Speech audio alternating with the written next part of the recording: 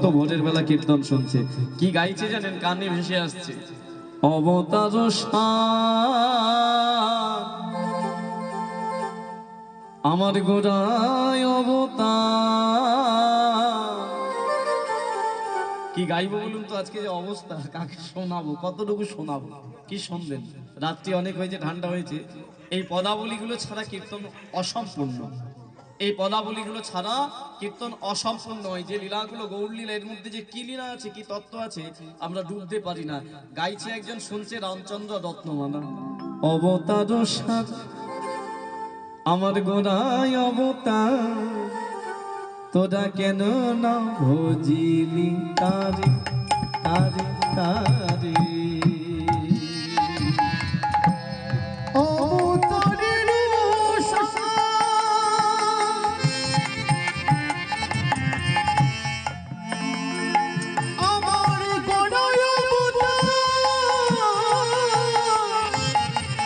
কেন না ভজরে তারে অবতার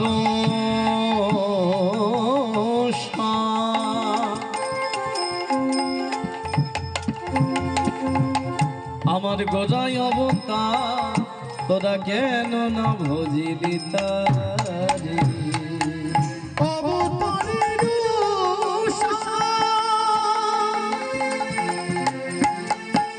গোড়ায় অবতার কেন না ভজলি তারে।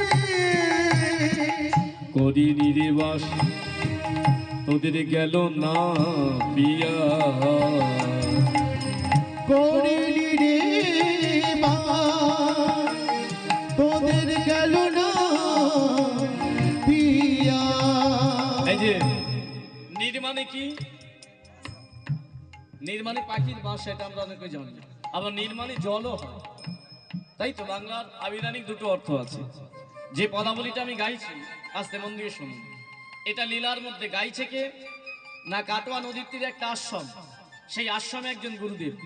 গুরুদেবটার নাম কি? মন দিয়ে শুনে রাখুন। যিনি গাইছেন তার নাম হলো শ্রীনিবাস আচার্য। কি বললাম? শ্রীনিবাস আচার্য। আর ডান দিকে বসে যিনি শুনছেন তার নাম হলো নরোত্তম দাস ঠাকুর।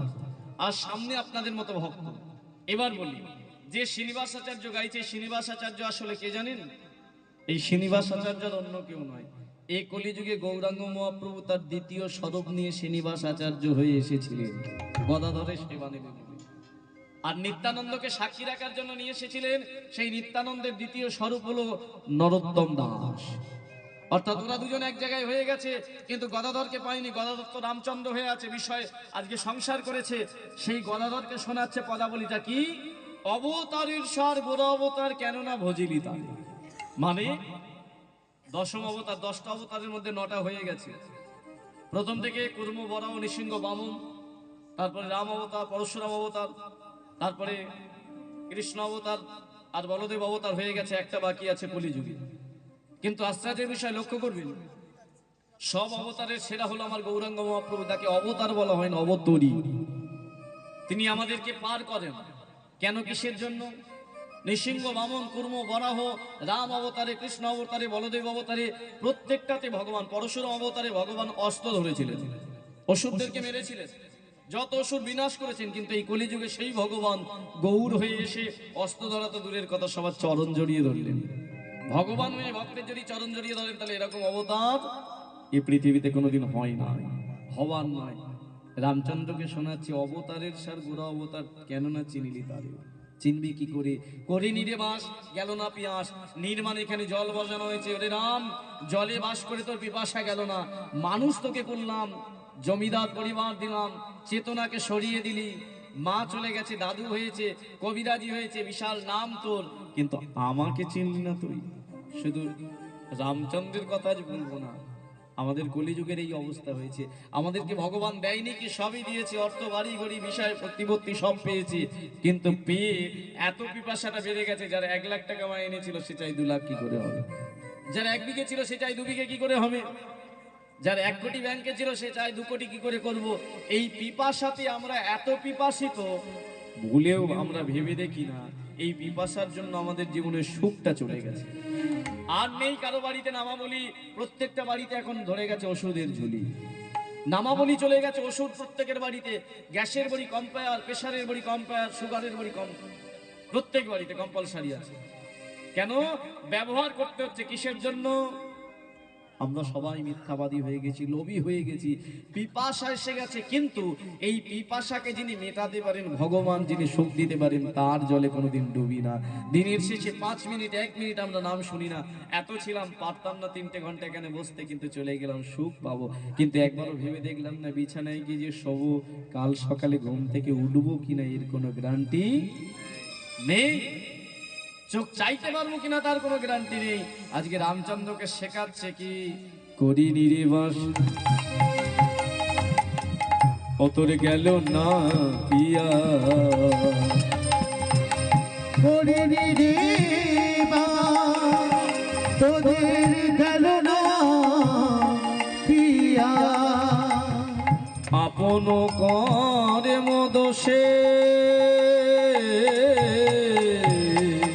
করি নিরিবাস, গেল না পিয়া, আপন করে মদসে। অতটা ভজলি না রে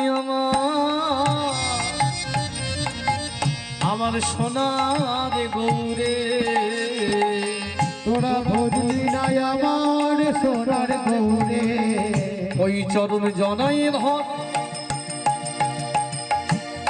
এই হৃদয় পুরে,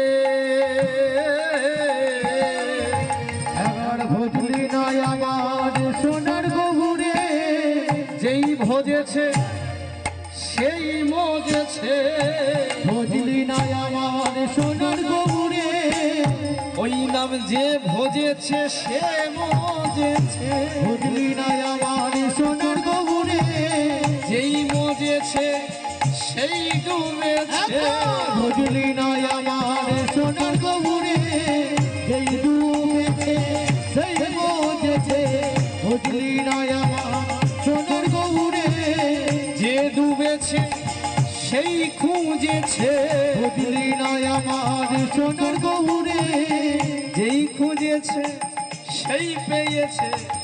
এই দেখুন পদাবলী কীর্তনের আখরগুলো কত সুন্দর, যেখানে বোঝানো হয় কি সমাজে দেখবেন এমন অনেক মানুষ সকালবেলা নামের ঝোলা নিয়ে কৃষ্ণ নাম করছে, আর আমার মতো কিছু বকাটে ছেলে 3 মাতানি রাস্তায় দাঁড়িয়ে বলে এই দেখ ভীমরতিদের সকালবেলায় শুরু করে দিয়েছে। কারণ তারা তো বোঝে না ও কিসে মজে আছে। বলছে মজে তারা, মজে যায় তারা কিসে? যেই ধরেছে, অর্থাৎ যে গৌরচরণ ধরেছে সে মজে গেছে, আর যে মজেছে সে ডুবে গেছে ও নামে, আর যে ডুবেছে সে খুঁজতে শিখেছে কি আছে এর মধ্যে, আর যে খুঁজেছে সেই তো পেয়েছে। বলে যেই খুঁজেছে আহা সেই পেয়েছে, ভজলি নাই আমার সোনার গৌরে, যেই খুঁজেছে সেই পেয়েছে, ভজলি নাই আমার সোনার গৌরে, এবার শোন, যেই খুঁজেছে সেই পেয়েছে, ভজলি নাই আমার সোনার গৌরে, যে পেয়েছে যে পেয়েছে যে পেয়েছে ও তারে জনমে জনমে ধন্য হয়েছে। ভজলি নাই গৌর হরি হরি রে, যেই ডুবেছে সেই পেয়েছে, ভজলি নাই আমার সোনার গৌরে, ভজলি নাই আমার সোনার গৌরে। এই যে মানুষ শিক্ষা নেয় 3টে জায়গা থেকে। মানুষ দেখে শেখে, দেখবেন এমন অনেকে রান্না করছে আপনি দেখে দেখে রান্নাটা শিখে গেলেন। দ্বিতীয় শিক্ষা কি শুনে শিক্ষা, অনেকে শুনে শুনে অনেক কিছু শেখে। আর তৃতীয় কি পড়াশোনা করে শিক্ষা। এই সমাজে 3টে মাধ্যমে আমরা শিক্ষা গ্রহণ করতে পারি। যে রামচন্দ্রের পালকিটা ছিল, দেখতে দেখতে সকাল হয়ে গেল, বেয়ারারা এসে বললেন এই যে চলুন চলুন বর্মশাই, কাঁধে করে নিয়ে শিকন্ডির মাটিতে চলে এলো, অর্থাৎ বর্ধমানে। বিয়ের পরের দিনটাকে বলা হয় কাল রাত্রি, আর তারপরের দিনটা ফুলসজ্জা। রামচন্দ্র কবিরাজ, একজন নামকরা কবিরাজের বিয়ে ধুমধাম করে হলো, ফুলসজ্জা, বউ ভাত, বহু মানুষ নিমন্ত্রিত আসলো, অতিথি আপ্যায়ন করে সকলকে ছেড়ে দিলেন মধ্যরাত্রে। ফুলসজ্জা এখনকার দিনেও হয়। রাত্রিবেলা রত্নমালা সুন্দর করে সেজে ঘরের মধ্যে একা বসে আছে, আসবে তার স্বামী, অপেক্ষা করছে। কিছুক্ষণ পর দরজাটা খুলে রামচন্দ্র বর বেশে এসে রত্নমালার মুখের দিকে প্রথম ত্যাকি অবাক। আহা, কি সুন্দর দেখতে গো তোমার, তোমার নাম রত্নমালা? মাথাটা নিচু করে আছে। হ্যাঁ। পাশে বসলেন। কোন মেয়েকে তার স্বামী যদি বলে সুন্দরী, সেই মেয়েটার আনন্দ অনুভূতি হয়। পাশে বসলেন রামচন্দ্র, পাশে বসে হাত জানিয়ে বলে উঠল, শোনো রত্নমালা, আজ থেকে তোমার সঙ্গে আমার একটা সম্পর্ক হলো, জানো? যে সম্পর্কটা তিনটে নাম। ফুলশয্যা কাকে বলে দেখুন? বলুন স্বামী, কি তিনটে নাম? শোনো, প্রথমত তুমি আমার স্ত্রী। প্রথমত কি হয়েছে? আর একটু বাকি। প্রথমত তুমি আমার স্ত্রী, দ্বিতীয়ত তুমি আমার অর্ধাঙ্গিনী, আর তৃতীয়ত তুমি আমার সহধর্মিনী। রত্নমালা বলে, স্বামী আমি জানি তো একটা মেয়ে বিয়ের পরে তিনটে নাম হয়। বাহ, তুমি জানো? আচ্ছা, তিনটে মানে জানো? বলে হ্যাঁ। বলো তো স্ত্রী কাকে বলে? বলে কেন? যে বিবাহের পরে তার পিতার ঘর ছেড়ে স্বামীর ঘরে এসে স্বামীর ঘরে যতজন আছে সবাইকে নিয়ে একত্রে সুখে সংসার যে করতে পারে, সে হলো স্ত্রী। বাহ, খুব খুশি হলাম। দ্বিতীয় প্রশ্ন, অর্ধাঙ্গিনী কাকে বলে? স্বামী, যে সংসারে আমি এলাম সেই সংসার যদি দুঃখের হয়, দুঃখটাও অর্ধেক ভাগ করে নেওয়া মেম্বার হিসাবে তার কর্তব্য। আর সেই সংসারটা যদি সুখের বন্যা হয়, সেই সুখটাও কিন্তু অর্ধেক পাওয়া তার আশা। অর্থাৎ অর্ধেক সুখ অর্ধেক দুঃখ যদি ভাগ করে নারী নিতে পারে, তবেই সে প্রকৃত অর্ধাঙ্গিনী। দুঃখের দিনে দুঃখের মতো চলতে হবে। আজকে কিছু খাবার হয়নি, বাড়িতে নেই কিছু, একটু মুড়ি আছে, ওই মুড়িটা পাঁচজন যদি মেম্বার হয়, এক গাল করে ভাগ করে যদি নারী দিয়ে সংসারটা রাখতে পারে, সে অর্ধাঙ্গিনী। রামচন্দ্র বলে, বাবা রত্নমালা, তোমার নামটাও রত্নমালা, তোমার কথাগুলো সুন্দর। আচ্ছা, তৃতীয়টার মানে কি? সহধর্মিনী। স্বামী, সহধর্মিনী মানে আমি এটাই বুঝি, যে স্ত্রী তার স্বামীকে ধর্মের পথ দেখায়, বা স্বামী ধার্মিক হলে সেই ধর্মের পথকে আরো সহযোগিতা করে, সুন্দর করে তোলে, সুদূর প্রসারী করে তোলে, সেই হলো সহধর্মিনী। ব্যাপারটা আরো আপনাকে বুঝিয়ে বলি। আপনি ধরে নিন সন্ধ্যাবেলা তুলসী তলায় বসে যদি হরি কীর্তন করে, আমার কর্তব্য হবে স্ত্রী রূপে একটা প্রদীপ বা একটা ধূপ নিয়ে গিয়ে ওখানে জ্বালিয়ে দিয়ে আপনার পাশে বসে করতালি দিয়ে কীর্তন করা। বা আপনি যদি কোনো সময় আপনার মনে ইচ্ছে হয় কোনো ধামে যাবেন, কোনো তীর্থে যাবেন, আপনার কাছে কোনো অর্থ নেই, আপনার কাছে কিছু নেই, আমি হয়তো স্ত্রী হিসাবে কিছু টাকা অর্থ সঞ্চয় করে রেখেছি, ওটা যদি আপনার হাতে দিয়ে বলি, স্বামী আপনি এই টাকাটা নিয়ে ধর্মক্ষেত্রে যান, ওই ধর্মের ক্ষেত্রে তো অনেক বৈষ্ণব সাধুগুরু আসে, ওখান থেকে একটু চরণদুলি নিয়ে এসে আমার মাথায় দেবেন, তাহলে আপনি তীর্থে যাচ্ছেন, আপনার দ্বারা আমারও তীর্থের পুণ্য পাওয়া হয়ে যাবে। এই যে আপনাকে আমি ধর্মের পথে পাঠাচ্ছি, এই ধর্মের পথে সাহায্য করতে পারি, যদি পারি তবেই হব আমি সহযুক্ত ধর্মের। বাহ বাহ বাহ বাহ, খুব খুশি হলাম। এবার রত্নমালা একটা কথা বলি, তুমি তাহলে আমার প্রকৃত স্ত্রী, তুমি আমার প্রকৃত অর্ধাঙ্গিনী, তুমি আমার প্রকৃত সহধর্মিনী হতে পারবে, চেষ্টা করব। তাহলে তাহলে শোনো রত্নমালা, একটা প্রশ্ন করব। বলুন স্বামী, কি প্রশ্ন? আচ্ছা রত্নমালা, গতকাল ভোরের বেলা ওই কাটোয়ার ঘাটে আমাদের যে পালকি ছিল, ওখানে একটা সুন্দর কীর্তন বেশি আসছিল, তুমি জানো? হ্যাঁ শুনছিলাম তো, উনি তো আমাদের পাঠক ঠাকুর, ওনার কাছে আমি তো আসি। বাহ, তুমি ওনাকেও চেনো? হ্যাঁ, কেন চিনবো না? আমি ওনাকে গুরু বলে মানি, উনি খুব জ্ঞানী লোক। শ্রীনিবাস আচার্যকে সচরাচর সবাই চিনত না, পার্শ্বদ ছাড়া, যিনি কি আশ্রম করে থাকতেন ওইখানে। যাই হোক, বাবা, তাহলে রত্নমালা, ওনাকে যেহেতু তুমি চেনো, উনি একটা কীর্তন গাইছিলেন, তোমার কানে এসেছে? হ্যাঁ এসেছে। আপনি বলুন তো কোনটা? ওই যে গাইছিল, অবতারের সার গোরা অবতার, কেন না ভজিলি তারে। হ্যাঁ হ্যাঁ হ্যাঁ হ্যাঁ, মনে পড়েছে তো আমার। রত্নমালা, তাহলে তুমি যখন শুনেছো তুমি তো আমার সহধর্মিনী, বলো তো অবতারের সার গোড়াটা কি? ফুলশয্যা রাত্রিতে স্বামী স্ত্রীর মধ্যে অনেক ধরনের কথা হয়, কিন্তু আজকে একটা পুলসজ্জা হচ্ছে, সেখানে রামচন্দ্র তার স্ত্রীকে জিজ্ঞাসা করছে অবতারের সার গোড়াটা কি। যেই বলেছে রত্নমালা বলল স্বামী আপনার জানার কি দরকার আছে? কি কারণে জানবেন? বলে কেন? ওই যে গাই ছিল না, যে ওই চরণ ধরেছে সে নাকি মজে গেছে, আর যে মজেছে সে নাকি ওখানে ডুবে গেছে, আর যে ডুবেছে সে নাকি খুঁজতে চেয়েছে, আর যে খুঁজেছে সে পেয়েছে, আর যে পেয়েছে তার নাকি জনম ধন্য হয়েছে। ওটা কি কি মূল্যবান বস্তু? ও মা, যে ছেলেটা সারা জনম ইংলিশে কথা বলে গেল, জন্ম থেকে ইংলিশ শিখে গেল, সে সহজে বাংলা বলতে পারবে? বাংলার মানে বুঝবে? বুঝবে না। তাহলে যে ছেলেটা সারা জনম ডাক্তারি করে গেল, কবিরাজি করে গেল, সে গৌরাঙ্গকে চিনবে? কোনোদিন বসেনি, সঙ্গ করেনি, জানে না। তার স্ত্রীকে প্রশ্ন করেছে গৌর কি, ওখানে ওটা কি বস্তু, কি ওখানে ডুবলে কি মজে পাওয়া যায়, তার জনম ধন্য হয়ে যায়, তুমি আমায় বলবে? যেই বলেছে মৃদু হেসে ফেললো ঘোমটার আড়াল থেকে রত্নমালা। স্বামী কি বস্তু মানে আপনি কি ভেবেছেন?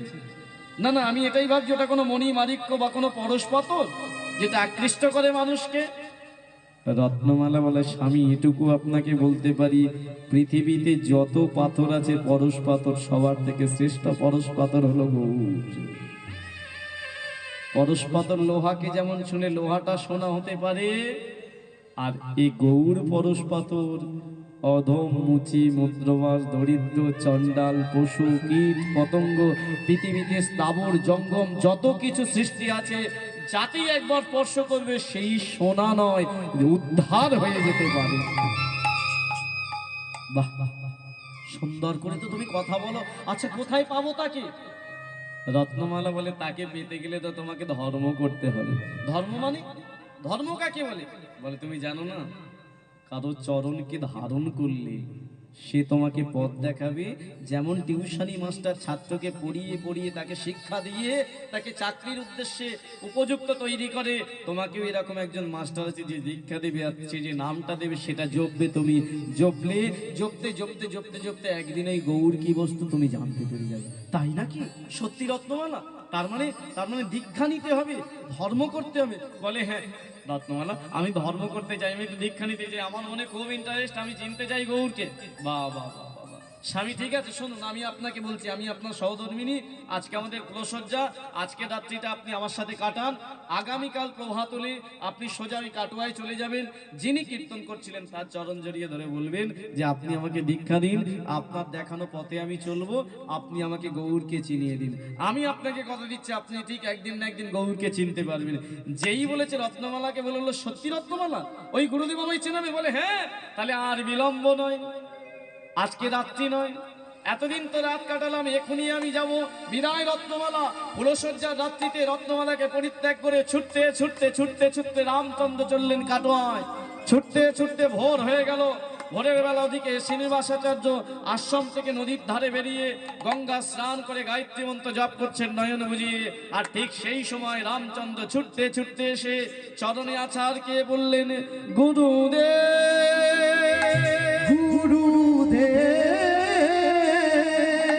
আপনি আমার প্রণাম গ্রহণ করুন, গ্রহণ করুন, ওহি আমার প্রাণের গুরুদেব। গুরুদেব বলে চরণে আছাড়কে পড়েছে রামচন্দ্র, আর এদিকে গায়ত্রী জপ করছিল নয়ন বুঝিয়ে। যেই চরণে এই কে কে কে কে এই কে রে কে রে কে রে, নয়ন খুলে দেখলো একটা ছেলে চরণ দুটো জড়িয়ে ধরে আছে। এই কে তুই? আমার নাম রাম। এই কে রাম তুই? এরকম চরণ জড়িয়ে ধরলি গুরু বলে? আমার তো রাম বলে কোনো শিষ্য নেই। রামচন্দ্র উঠে দাঁড়িয়েছে, এই তো আমি। মুখে হাতে গায়ে চারিদিকে নদীর বালি কাদা এমন ভাবে মেখে আছে, শ্রীনিবাসাচার্য চিনতে পারছেন এটা কি।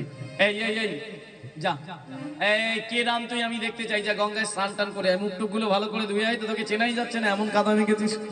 যেই বলেছে সঙ্গে সঙ্গে গুটি গুটি পায়ে রাম গিয়ে গঙ্গায় নেমে মুখমণ্ডল ধুয়ে ভালো করে স্নান টান করে যেই গুরুদেবের সামনে দাঁড়িয়েছে, অমনি শ্রীনিবাসাচার্য দেখেই নয়নের আর পলক পড়ছে না, এই তোই আমার সেই প্রাণীর গদাধর, প্রাণীর গদাধর।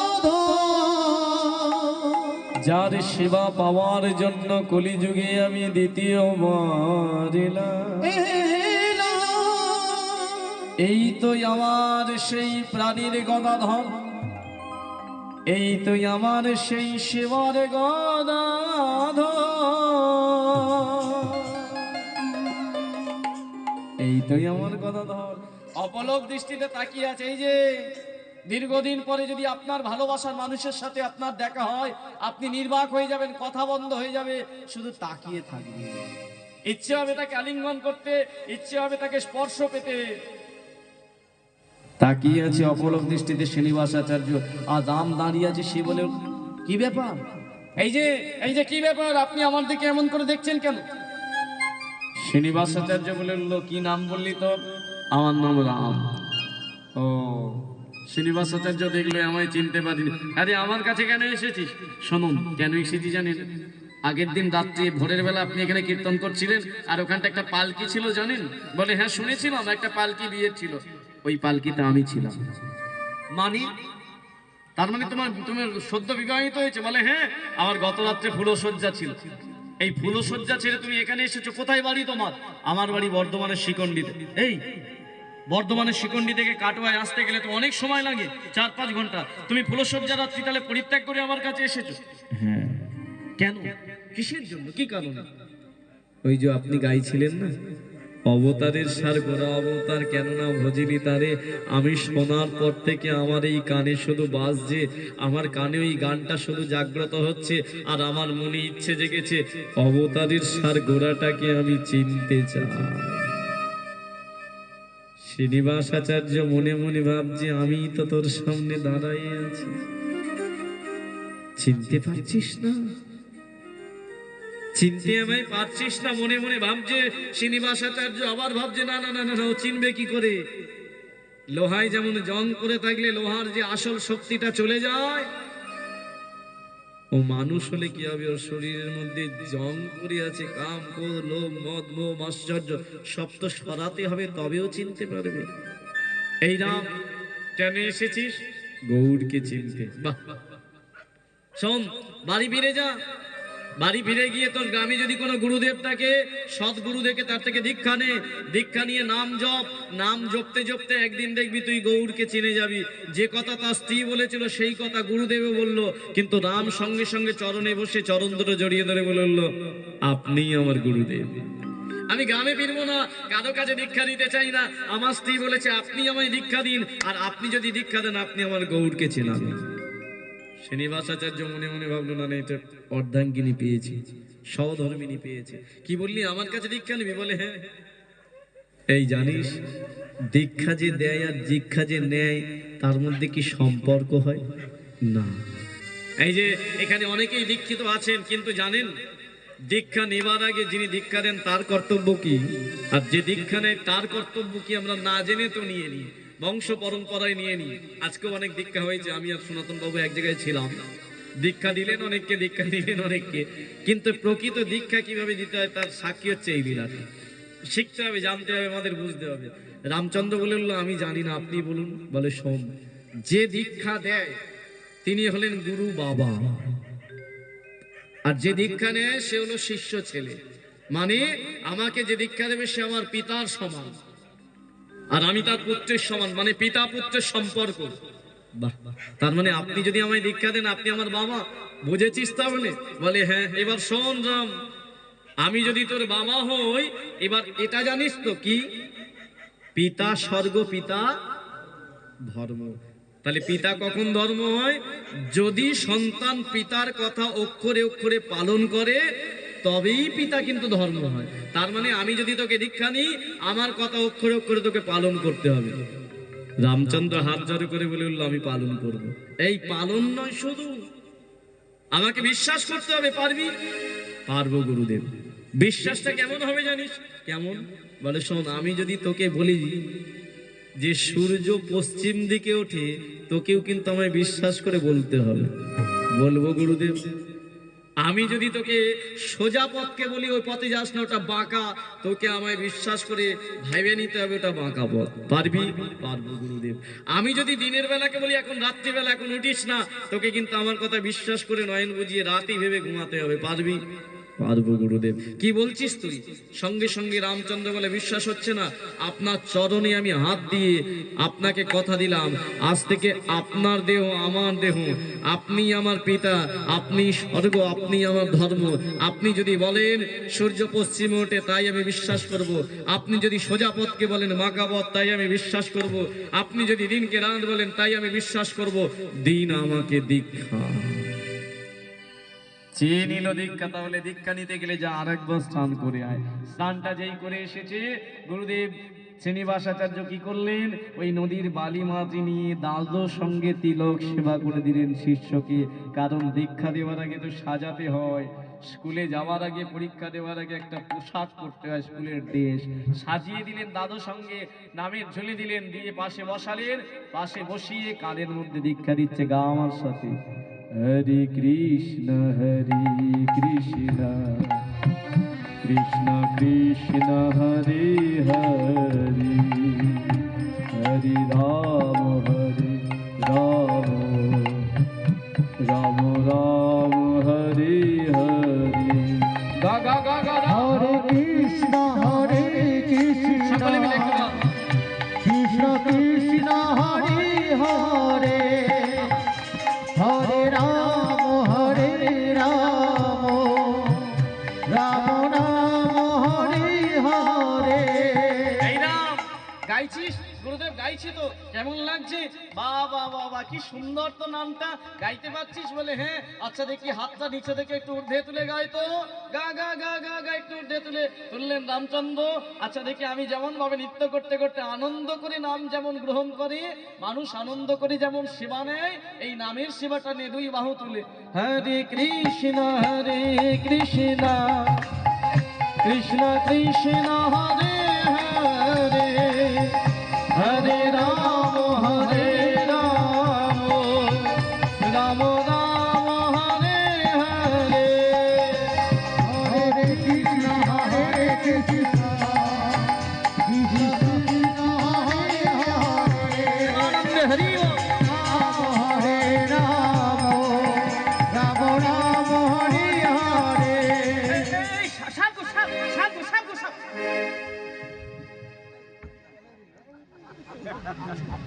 এই যে আস্তে আস্তে, আপনাকে বলিনি, এখানে দাঁড়ান। ব্যাপারটা কি হলো দেখুন, এখন গঙ্গার তীরে নাম দিচ্ছে, দীক্ষা দিচ্ছে কে? শ্রীনিবাসাচার্য রামকে। আর দীক্ষা দিতে দিতে আস্তে আস্তে আস্তে নিতাই গৌর হরি বল ভয় পেয়ে গেছে। হ্যাঁ, ব্যাপারটা কি হলো আগে বুঝুন, তারপরে বুঝতে পারবেন। দীক্ষা দিতে দিতে সামনে একটা দড়ি পড়েছিল জানেন, আর দীক্ষা দিতে দিতে হঠাৎ করে থামিয়ে দিয়ে দড়িটা দেখে ওই রকম সাপ সাপ বলে যেই চিৎকার করেছে, যেমন আপনি লাফালেন অমনি রাম কি করেছে, লাফিয়ে এসে গুরুদেবকে জড়িয়ে ধরেছে। কোথায় গুরুদেব? সাপ সাপ। অমনি শ্রীনিবাসাচার্য বলে, এই রাম দেখ ভালো করে, আমার নামে বয়স হয়েছে, এটা একটা দড়ি পড়ে আছে, দড়িটাকে আমি সাপ সাপ বলে নয় ভুল করে চিৎকার করে ফেলেছি, তুই না দেখে না বুঝে অমনি আমাকে এমন করে জড়িয়ে ধরলি, দেখ আগে ভালো করে বুঝ। অমনি রাম বলে, কেন দেখবে? দীক্ষা দেওয়ার আগে তো আপনিই বলেছিলেন সূর্য যদি পশ্চিমে ওঠে আমি কি বলবো? পশ্চিমে। আপনি দিনকে যদি রাত বলেন আমি কি বলবো? রাত। আপনি যদি সোজা পথকে বাঁকা বলেন আমি বলবো বাঁকা। তাহলে আপনি যদি দড়িকে সাপ বলেন আমি কি বলবো? নিতাই গৌর। আমি কেন দড়ি দেখতে যাব? তাহলে আপনার বলা মানে ওটা যদি দড়ি হয়েও সাপ হয় তাহলে আমার কাছে ওটাই সাপ। এটাই হলো দীক্ষা। যে নাম দিল মানে গুরুদেবকে বিশ্বাস করতে হবে, গুরুদেবের কথা অক্ষর অক্ষরে পালন করতে হবে, নইলে আজকে দীক্ষা নিলেন, আবার 1 বছর পরে 14 মাদলে সেই গুরুদেব এলো, এই ভালো আছিস? হ্যাঁ, আজকে তোর বাড়িতে সেবা নেব। 10-15টা তরকারি রান্না করলেন, গুরুদেবকে সেবা দিয়ে 500 টাকা দক্ষিণা দিয়ে মনে মনে ভাবলেন এবছরটা গেল, আবার 1 বছর। হ্যাঁ, 1 বছর পরে আবার গুরুদেব সেবা নিয়ে চলে গেল। এটা জীবনে দীক্ষা। এ দীক্ষার কোনো দাম হয় না, এ দীক্ষার কোনো কাম হয় না, এ দীক্ষার কোনো মানে হয় না। দীক্ষা নিতে গেলে গুরুদেবকেও সঠিক হতে হবে যে আমি যাকে পড়াচ্ছি সে পড়াশোনা ভালো করছে কিনা লক্ষ্য রাখার দায়িত্ব হচ্ছে গুরুদেবের। আর সিলেবাসটা দেওয়ানো বা পড়ানোটাও দায়িত্ব গুরুদেবের, আর পড়াটা দায়িত্ব হচ্ছে শিষ্যের। সেরকম গুরু সেরকম শিষ্য। যেই বাবা শিষ্যকে দীক্ষা দিয়েছে, শিষ্য কথার জালে বিপদে ফেলে দিয়েছে শ্রীনিবাসাচার্যকে, এবার শ্রীনিবাসাচার্য মনে মনে ভাবলো তাহলে দীক্ষাটা এবার সঠিক হয়েছে। আমাকে বিপদে ফেলেছে মাস্টার, গুরুদেবের ওপরে যে মাস্টারি করতে পারতে সেই তো সঠিক ছাত্র, সেই সঠিক ছাত্র। না না না না, একে চেনাবো একদিন।